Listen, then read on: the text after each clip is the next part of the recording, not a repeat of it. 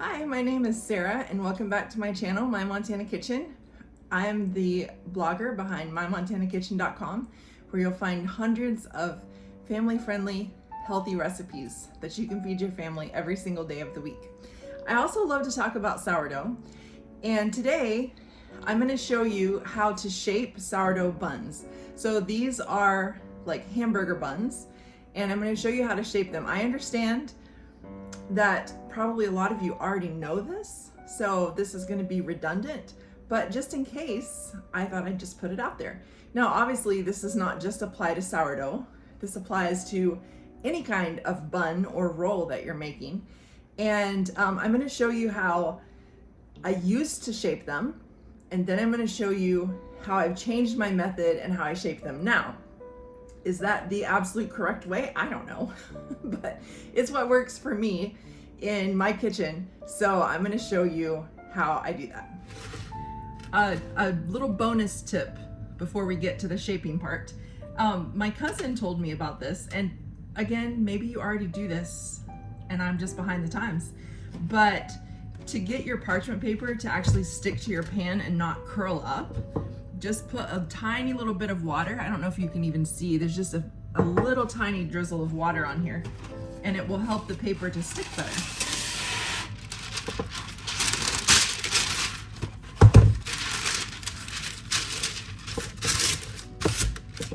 Voila! So to get started, we're just gonna sprinkle a little bit of flour on the counter. Again, I like to use a tea strainer to do this because it just makes a fine dusting of flour. And I have my dough that has proofed in the refrigerator all night. And then I took it out this morning and let it sit on the counter for a little bit to kind of warm up. Then I'm gonna shape the rolls, let them rise again, and then I'm gonna bake them. I'll put the link to the recipe that I use in the comments so you can check it out if you want. But it's just a basic hamburger bun recipe. And once you start making these kinds of things at home, like hamburger buns, whatever, you may find that it's so easy to do that you just do it most of the time. That's the case for me. Now, there are times when it's especially busy or something like that, you know, that goes by the wayside, and that's okay. But I like to do it when I can. So I'm just gonna divide this. I don't weigh or measure it. I know I should, because I don't get them all even for sure. But that's really not a big deal to me. So if that matters to you, then definitely take the time to weigh them out. But remember, my philosophy with sourdough or bread in general is don't overcomplicate it. If it's good enough, then just keep it going. So I'm going to show you how I used to form them.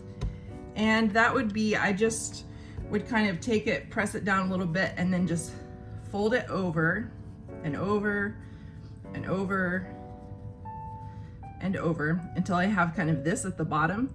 And then I would just pinch it and call that good. Now, the method that I do now, I start by doing that, but then I just put it on the counter and I kind of cup my hand around it and roll it back and forth like this against the counter.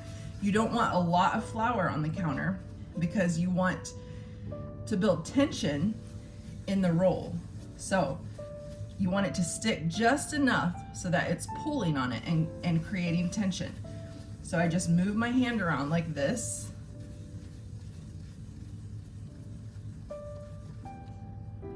All right, then I have my roll. Now the bottom of it looks better, you can see. All right, that's how I do it. So I'll show you a little closer up how that looks like. So we're gonna start by folding it over the top of itself and bringing all those pieces down to the bottom. Almost like a balloon, see? Then we're gonna set it on the counter with all those end pieces right here. And with your thumb and your ring finger, you're gonna place it around it and put the palm of your hand kind of up against it and just go in a circle motion. Oh, there's a little too much flour right there.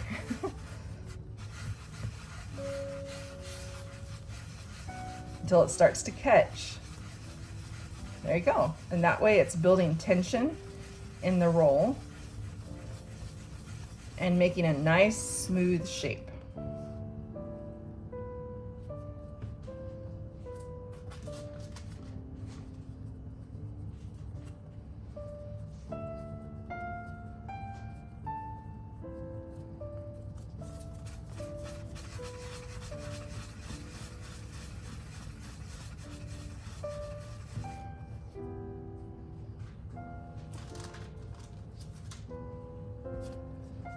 This one is a little bit smaller, so that's okay. This will be more like maybe a slider bun. Actually, these rise amazingly, and they actually get very large. So it's okay to have a few smaller ones.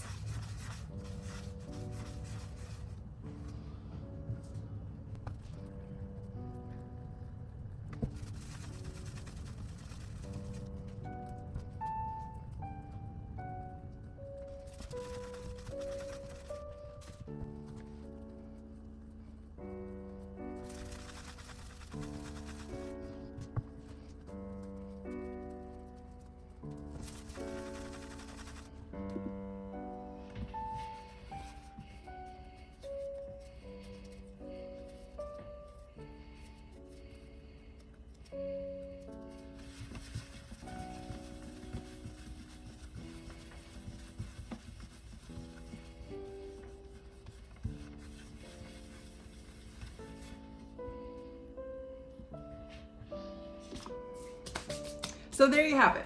It's not very difficult to shape rolls, whether they be sourdough rolls or regular yeast rolls or whatever they might be. I do have a recipe for 30-minute rolls using sprouted whole wheat flour. And that particular recipe is THM friendly if you follow Trim Healthy Mama. And it's 30 minutes from start to finish. I'll link it here so you can go check that video out. But anyways, this is just something I was doing this morning in my own kitchen, and I thought, well, I might as well just video it and maybe it will help somebody. Some of these things I wish that I would have known earlier in my baking journey. I never really made bread until I went to college, and I cooked in the dining hall of the college where I went. 1 weekend a month, I was like the relief cook to give the actual cook a break. And he's the one who taught me how to make bread.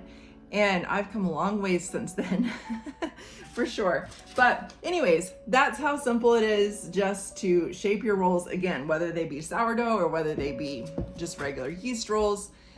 That's the method that I found works the best for me. And I will show you what these look like then after they have baked.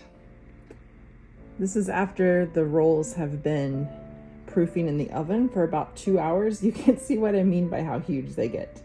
They really do get enormous. And these are sourdough with no added yeast. The recipe has the option to add yeast, but I didn't this time. My starter was pretty active, as you can see, and it worked fine just like that. Here they are out of the oven, and I'm just gonna butter the tops of them. You can see they really did get enormous. It's the size of my hand, just about. Then you'll want to let them rest and cool while they're still all kind of attached together here, because they're finishing cooking. So yeah, I'm making smash burgers tonight for dinner, and we're gonna have these sourdough hamburger buns. This is my favorite recipe. Again, that recipe is linked in the video description below. And if you try it, I would love to hear what you think about it.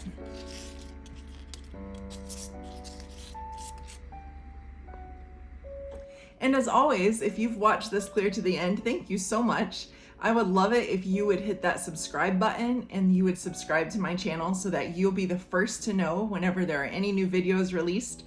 I have more videos coming, some about sourdough, some about other types of food and recipes. I want to make things easy for you in your kitchen. That's my desire, and that's what I plan to do here on my YouTube channel. So you want to subscribe and stay connected so you don't miss on those videos.